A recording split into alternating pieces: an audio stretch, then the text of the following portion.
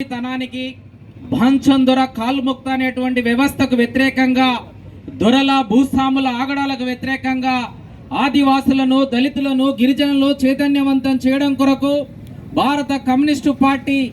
ఎర్ర జెండా అనేక త్యాగాల పోరాటాల ఫలితంగా మూలంగానే ఇవాళ ఆదివాసులు, దళితులు, గిరిజనులు కాస్తో కోస్తో గౌరవపదంగా జీవించేటువంటి, స్వేచ్ఛగా మాట్లాడేటువంటి హక్కు కల్పించిందంటే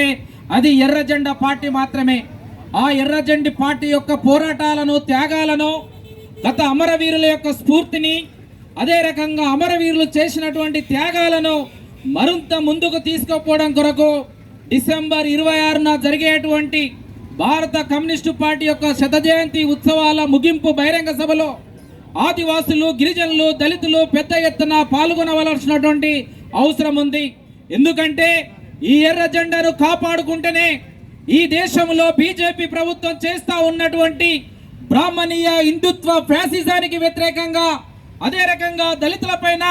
ఈ 2014లో బీజేపీ అధికారంలోకి వచ్చిన నాటి నుండి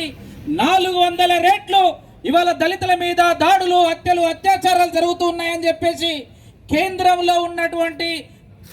ఆ మంత్రిత్వ శాఖనే విడుదల చేసినటువంటి లెక్కలు చెప్తా ఉన్నాయి. అందుకే మనం ఆత్మగౌరవంగా బతకాలన్నా, బాబాసాహెబ్ అంబేద్కర్ అందించినటువంటి రాజ్యాంగాన్ని రక్షించుకోవాలన్నా, ఆ రాజ్యాంగ ఫలాలు మనకు దక్కాలన్నా ఇవాళ దేశంలో, రాష్ట్రంలో ఉన్నటువంటి దళితులు, ఆదివాసులంతా కూడా ఎర్ర జెండా చేతబట్టి